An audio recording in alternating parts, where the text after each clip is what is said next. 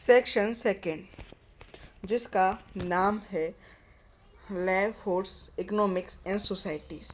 In section second, we will shift our focus to the study of livelihoods and economics. We will look at how the lives of forest dwellers and pastoralists changed in the modern world and how they played a part in shaping these changes. All too often, in looking at the emergency of the modern world, we only focus on factories and cities, on the industrial and agriculture sectors which supplies the market. But we forget that there are other economics outside these sectors, other people too who matter to the nation. To modernize the lives of pastoralists and forest dwellers, the shifting cultivators and food gatherers often seems to be stuck in the past. It is as if their lives are not important when we study the emergence of the contemporary world. The chapter in section second will suggest that we need to know about their lives, see how they organize their world and operate their economics. These communities are very much part of the modern world we live in today. They are not simply survivors from a Pioneer era. Chapter 4 will take you into the forest and tell you about the variety of ways the ways forests were used by communities living within them.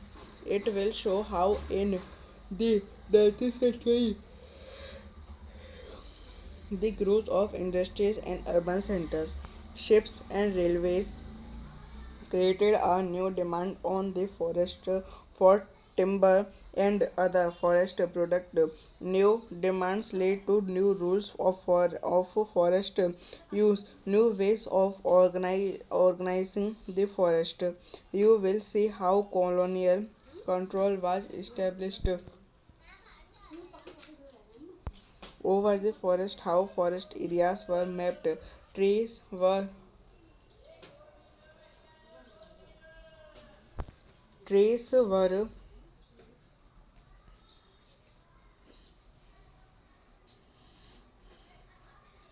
They were forced to operate within new systems and recognize their lives, but they also rebelled against the rule and the state to change its policies. And chapter will give you an idea of the history of such developments in India and Indonesia. Chapter 5th will track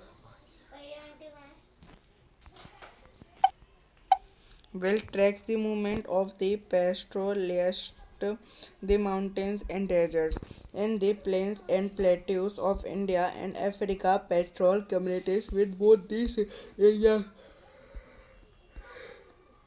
form an important segment of the population. Yet we rarely study their lives. Their histories do not enter the pages of textbooks. Chapter 5th will show how their lives were affected by the control established over the forest, the expansion of agriculture, and the decline of grazing fields. It will tell you about the pattern of their movement, their relationship to other communities, and the way they adjust to changing situations. We cannot understand the making of the contemporary world unless we begin to see the changes in the lives of diverse communities of and people. We also cannot understand the problem of modernization unless we look at its impact on the environment.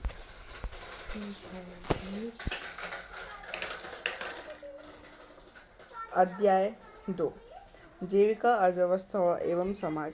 खंड दूसरे में हम जीविका और अर्थव्यवस्थाओं के बारे में अध्ययन करेंगे। यहाँ हम इस बात पर विचार करेंगे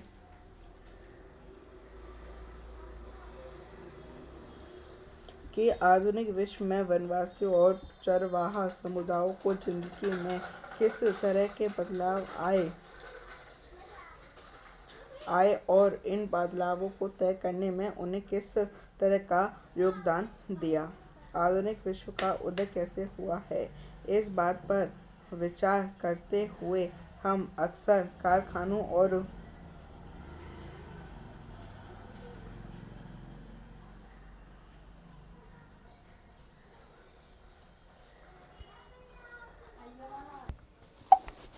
कारखाना और शहरों पर और बाजारों को आपूर्ति करने वाले औद्योगिक और कृषि क्षेत्रों पर ही ध्यान देते हैं।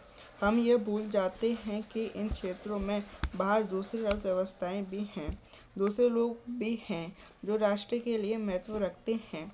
आधुनिक दृष्टि से देखने पर ऐसा लगता है कि चरवाहों और वनवासियों, गोमंतक किसानों और खानों की चीज़ों बीन कर गुजर करने वालों की जिंदगी अतीत में ही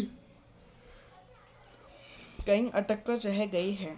समकालीन विश्व के उदय का अध्ययन करते हुए उनके प्रति हमारा रवैया कुछ ऐसा रहता है मानो उनकी जिंदगी का कोई महत्व ही ना हो।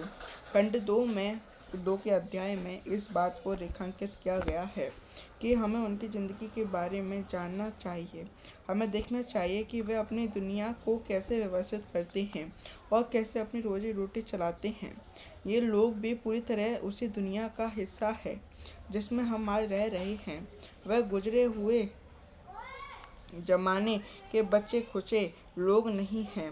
अध्याय 4 में आप जंगलों की सैर करेंगे।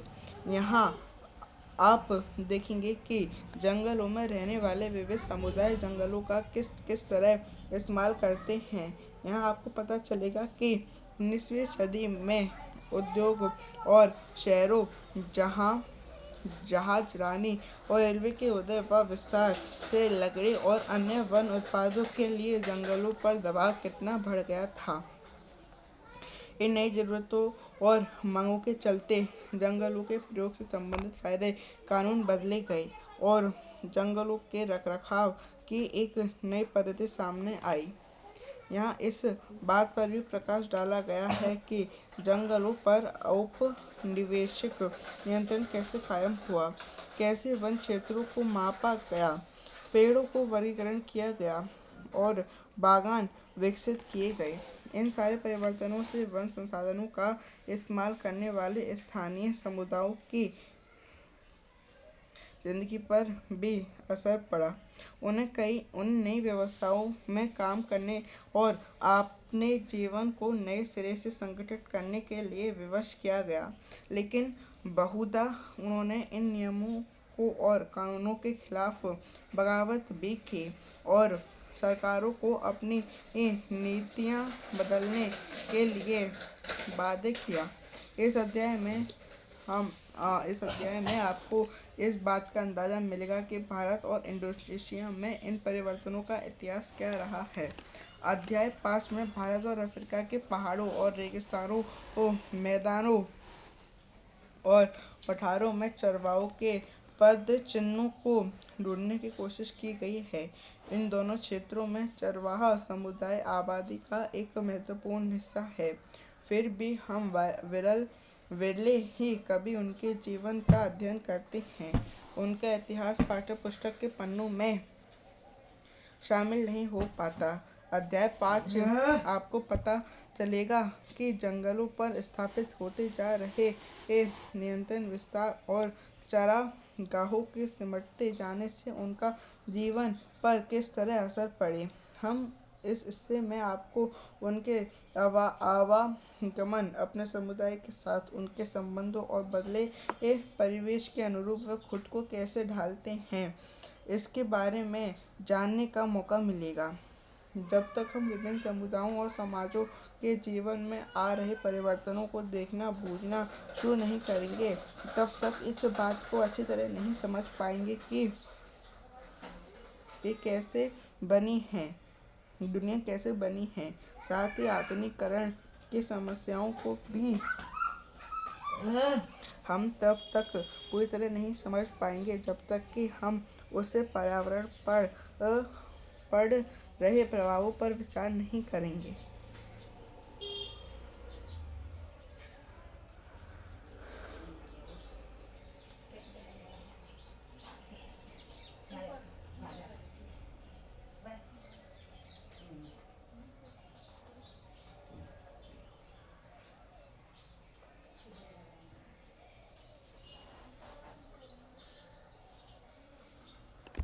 अब जो हम चैप्टर पढ़ने जा रहे हैं, अब तक हमने पढ़ा इंट्रोडक्शन, और अब जो हम पढ़ने जा रहे हैं वो है चैप्टर। तो आइए पढ़ते हैं।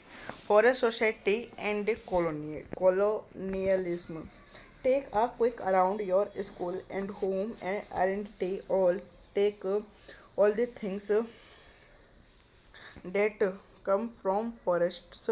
The paper in the book you are reading, decks, the tables, doors, and windows, the dyes that color your clothes, species in your food, the cellophane wrapped wrapper of your toffee, tendu, leaf in biddies, gum, honey, coffee, tea, and rubber. Do not miss out the oil in chocolates, which comes from cell seeds, the tannin used to convert skins the hidden into leather, or the herbs and roots used for medicinal purposes. Forests also provide bamboo, buds, and many other things in the Amazon forest or in the western Ghats. In it is possible to find as many as 500 different plant species in one forest patch. Lot of this diversity is fast disappearing. Between 1700 and 1995, the period of industrialization, 13.9 million square kilometer of forest of or 9.3% of the world's total area was cleared or industrial uses, cultivation, pastures or fuel wood.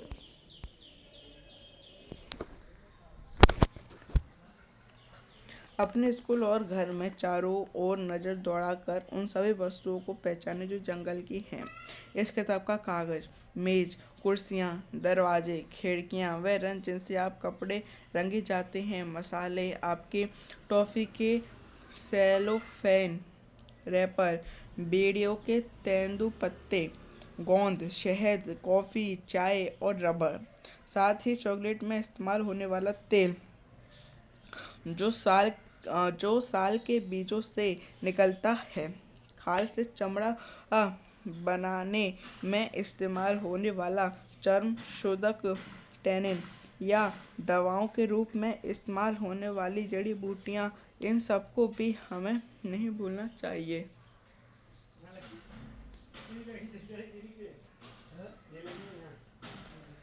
और हाँ, बांस, जलावन की लकड़ी, घास, कच्चा कोयला, packing में उपयोग होने वाली वस्तुएं, फल, फूल, पशु पक्षी एवं ढेरों दूसरी चीज़ें भी तो जंगलों से ही आती हैं।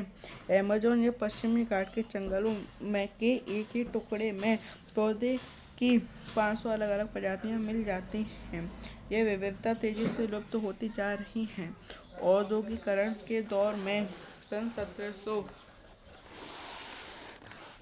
से 1955 के बीच 139 लाख वर्ग किलोमीटर जंगल यानी दुनिया के कुल क्षेत्रफल का 9.3% भाग औद्योगिक इस्तेमाल, खेती बाड़ी, चरागाहों व ईंधन की लकड़ी के लिए साफ कर दिया गया। Why deforestation? The disappearance of forest is referred to as deforestation. Deforestation is not a recent problem. This process began many centuries ago, but under colonial rule it became more systematic and extensive. Let us look at some of the causes of deforestation in India. वनों का विनाश क्यों? वनों का वनों के लुप्त होने को सामान्य वन विनाश कहते हैं। वन विनाश कोई नई समस्या नहीं है। वैसे तो यह प्रक्रिया कई सदियों से चली आ रही थी, लेकिन औपनिवेशिक शासन के दौरान इसने कहीं अधिक व्यवस्थित और व्यापक रूप ग्रहण कर लिया। आइए भारत में वन विनाश के कुछ कारणों पर गौर करें। अब देखिए, अब जो वाइट डिफोरेस्टेशन आया है, ये प्रश्न बड़ा अच्छा है। अब देखिए, जैसे वनों को हम खत्म कर रहे हैं, वनों का विनाश कर रहे हैं, उनमें से पेड़ों को काट रहे हैं, नई नई सोसाइटी काट रहे हैं, प्लॉट काट रहे हैं। ये सब सबसे बड़े जो वो है ग्लोबल वार्मिंग के लिए। अब देखिए, जैसे कि पेड़ जो हैं वो कार्बन डाइऑक्साइड को सोखते हैं और ऑक्सीजन रिलीज करते हैं, जिनसे हम सांस लेते हैं। अब जब कोई आदमी अगर एक पेड़ काट रहा है और उस पेड़ ने जितनी भी कार्बन डाइऑक्साइड अपने अंदर ले रखी है, जब वो कटेगा वो सारी कार्बन डाइऑक्साइड रिलीज करेगा। तो इसलिए हमको पेड़ काटने की बजाय लगाने चाहिए। ये प्रश्न सबसे अच्छा है। पर आगे पढ़ते हैं। Land to be improved in 1600, approximately one-sixth of India's land mass was under cultivation. Now that figure has gone up to about half as population increased over the centuries and the demand for food went up. Pleasance extended the boundaries of cultivation, clearing forests and breaking new land. In the colonial period, cultivations expanded rapidly for a variety of reasons. First, the British directly encouraged the production of commercial crops like jute, sugar, wheat, cotton. The demand for these crops increased in 19th century Europe, where food grains were needed to feed the growing urban population and raw material were required for industrial. Box 1. The absence of cultivation in a place does not mean the land was uninhabited. In Australia, when the white settlers landed, they claimed that the continent was empty or terra nullius. In fact, they were guided through the landscape by Aboriginal tracks and led by Aboriginal guides. The different Aboriginal communities in Australia had clearly demarcated territories. The Naga people of Australia plotted their land along the symbolic body of the first annexed Ngurunderi. This land includes five different environments: saltwater riverine tracks, lake, bush, and deserts plain, which it is five different social economic needs.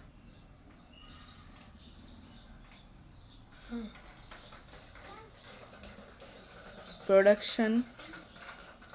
Second, in early 19th century, the colonial state thought that forests were unproductive. They were considered to be wilderness that had to brought under cultivation so that the land could yield agriculture product and revenue and enhance the income of the state. So between 1880 and 1920, cultivated area rose by 6.7 million hectares. We always see the expansion of cultivation as a sign of progress, but we should not forget that for land to be brought under the plough, forest have to be cleaned.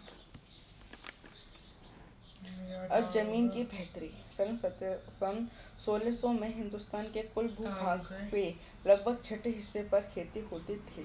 आइए आंकड़ा बढ़कर आधे तक पहुंच गया है।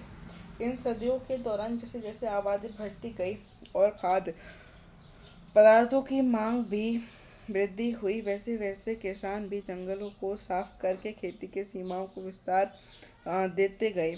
औपनिवेशिक काल में खेती में तेजी से फैलाव आया।